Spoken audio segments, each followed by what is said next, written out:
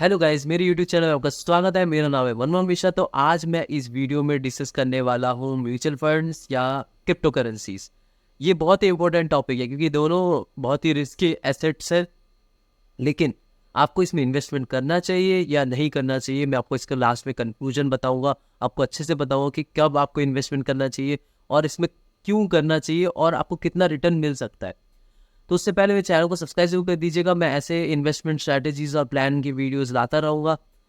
तो चलिए वीडियो शुरू करते हैं। तो सबसे पहले मैं आपको म्यूचुअल फंड के बारे में बता दूं। म्यूचुअल फंड बेसिकली होता क्या है कि जो आप स्टॉक्स देखते हैं, मतलब जो शेयर्स देखते हैं एक पर्टिकुलर कंपनीज, तो एक कंपनीज नहीं होते, उसमें कम से कम 50 या 60 या 100 कंपनीज के कॉम्बाइन करके शेयर्स होते हैं। कुछ परसेंटेज में कॉम्बाइन करके एक प्रॉपर फंड बनाया जाता है। जैसे लार्ज कैप फंड होती है, उसमें लार्ज कैप कंपनीज होती है, जैसे रिलायंस हो गया, टाटा हो गया, आपका अडानी हो गया। तो जितनी बड़ी बड़ी कंपनी जो वेल एस्टेब्लिश कंपनीज है वो सारे लार्ज कैप में रहती है। और जो मिड कैप है, जो मिडिल बेस कंपनीज है, जो अभी फ्यूचर में लार्ज कैप बन सकती है, वो मिड कैप कंपनीज, वो मिड कैप फंड में रहते हैं। और स्मॉल कैप फंड में वो कंपनीज रहती है जो स्टार्टअप है। तो स्टार्टअप क्योंकि डेवलपिंग कंट्री है, तो मैं आपको ये बता रहा हूँ कि स्मॉल कैप कंपनीज में, स्मॉल कैप फंड में मैं बहुत बुलिश हूँ क्योंकि डेवलपिंग कंट्रीज है। डेवलपिंग कंट्रीज में स्मॉल कैप फंड्स बहुत आगे बढ़ने की कैपेबिलिटी रखते हैं। तो ये जो बात हो गई म्यूचुअल फंड के बारे में। तो सबसे बड़ी बात है, आपने कई सारे वीडियोस भी देखे होंगे और आपको ये भी पता चला होगा कि आप लॉन्ग रन में अगर बहुत अच्छा खासा मतलब रिटर्न एसआईपी भी करते हैं तो आपको अच्छा खासा रिटर्न जनरेट कर सकते हैं म्यूचुअल फंड से। करीब करीब 15% एवरेज तो रिटर्न होता ही होता है, और वो भी कंपाउंड इंटरेस्ट में म्यूचुअल फंड।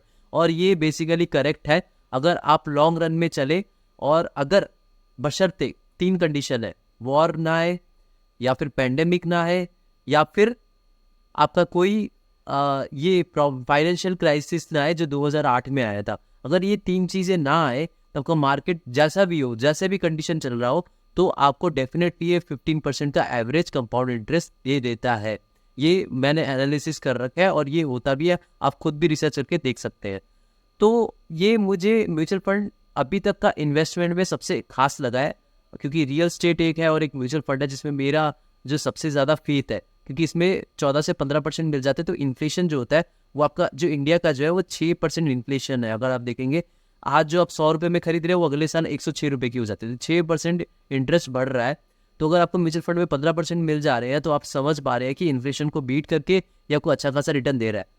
तो मेरा जो दावा है कि, जो मेरा दावा क्या मैं कह रहा हूँ, मतलब मेरा जो प्रेडिक्शन है और मैं जो कह रहा हूँ कि म्यूचुअल फंड अभी तक का सबसे बेस्ट इन्वेस्टमेंट चीज़ है, एसेट है।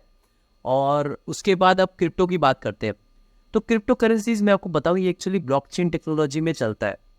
ब्लॉकचेन टेक्नोलॉजी एक्चुअली जो आईटी में है या कंप्यूटर साइंस में है उनको पता होगा ब्लॉकचेन टेक्नोलॉजी क्या है। मेरे को, मैं उसी फील्ड में हूँ तो मुझे पता है ब्लॉकचेन टेक्नोलॉजी आया क्यों है और ये बेसिकली है क्या। तो इसमें मैं आपको बस शॉर्ट में छोटी चीज़ें जो आप समझ पाए इसको।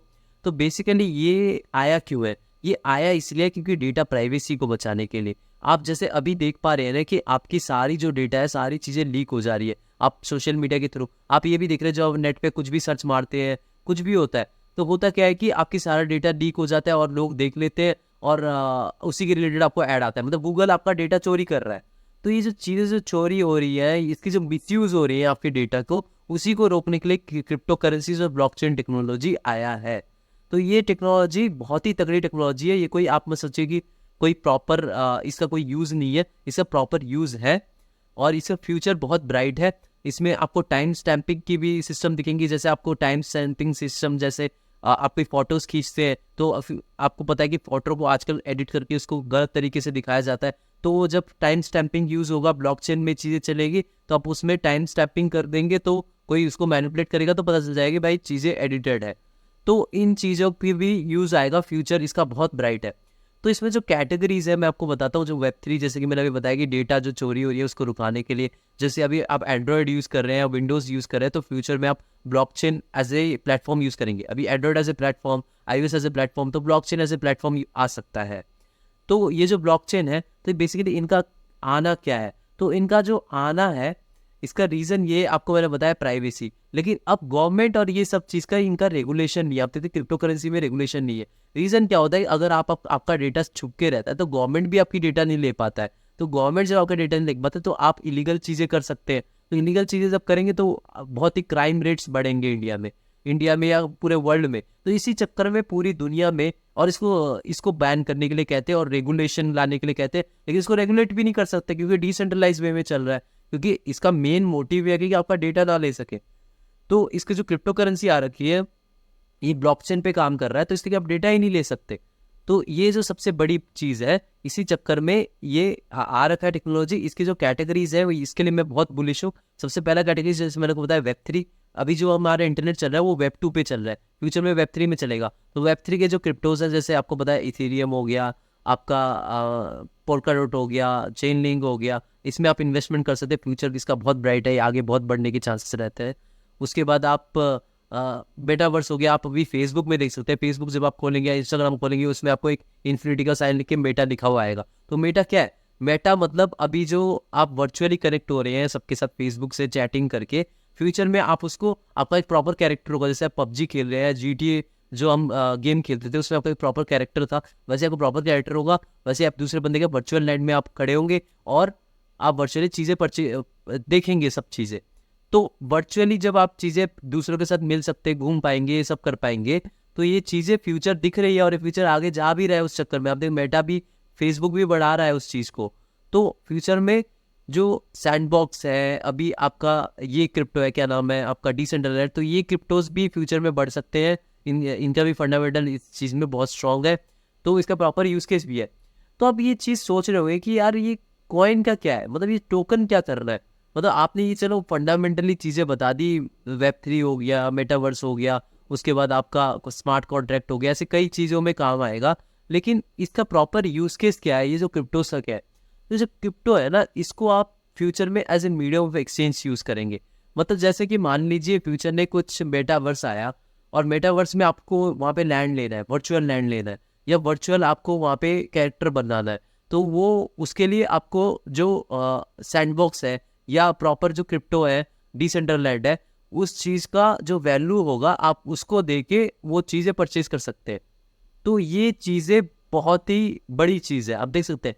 तो मेटावर्स में तो ये हो गया, Web3 में भी यही हो गया। तो आप as a medium of exchange use कर सकते हैं इन क्रिप्टोज को, कुछ चीज़ें खरीदने के लिए उसमें।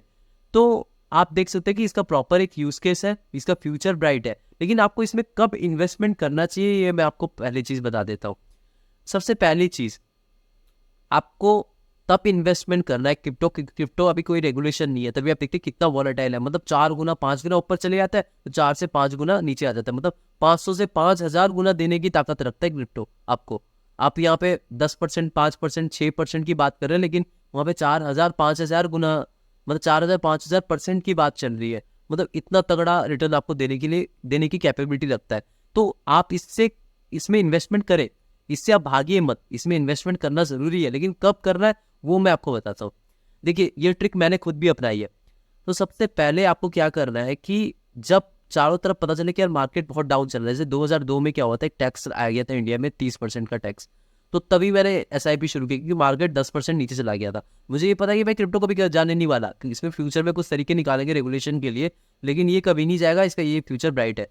तो आपको क्या करना है कि आपको पहले देखना है कि कब मार्केट नीचे गया, मतलब तब जब चारों तरफ शोर मच रहा होगा कि भाई मार्केट गया खत्म, क्रिप्टो खत्म हो गया, तब आपको SIP शुरू करनी है। और SIP किस किस क्रिप्टो में मैंने आपको बताया, बिटकॉइन, इथेरियम, चेनलिंक, पोल्काडॉट, तो सैंडबॉक्स, कार्डानो, उसके बाद आपका डिसेंट्रलैंड और सोलाना, और आपका ट्रॉन। एक दो चीज़ें ऐसी क्रिप्टो है जो आप इनमें इन्वेस्टमेंट कर सकते हैं और लॉन्ग रन में आपको ठीक ठाक रिटर्न मिल जाएगा। मैंने खुद ये किया है। 2002 में मैंने सिर्फ SIP 1000 रुपये कर रहा था, तो 1000 रुपये बढ़ के सिर्फ 10,000 रुपये करीब, मेरे को बहुत ही कम, मतलब बीच में मैंने किया भी नहीं है। तो 10,000 रुपये और 10,000 रुपये मेरे 25,000 रुपये हो गए। मतलब आप लगा लीजिए 10,000 का डबल से भी मतलब 2.5 गुना हो गया मेरा। तो मतलब मैं प्रॉपर टाइम में मैंने एंट्री ली थी। तो मैं आपको इसीलिए कह रहा हूँ कि अगर आपने प्रॉपर टाइम में एंट्री लिया और SIP करिए, तो आपको डेफिनेटली अच्छा खासा रिटर्न मिल जाएगा क्रिप्टो में। और मैं आपको अभी नीचे लिंक दूंगा, आप लिंक से डाउनलोड कर सकते हैं अपस्टॉक्स, जिससे आप म्यूचुअल फंड में इन्वेस्टमेंट कर सकते हैं। और दूसरा मैं आपको बाइनेंस का लिंक दूंगा, जिससे आप डाउनलोड करके आप अपना क्रिप्टो में इन्वेस्टमेंट कर सकते हैं। तो ये दोनों इन्वेस्टमेंट इंपॉर्टेंट है, लेकिन आपको कब करना है, ये चीज़ें मैंने आपको बता दी है। मेरे चैनल को सब्सक्राइब करना मत भूलिएगा, मैं ऐसे वीडियो लाता रहूँगा। Thank you.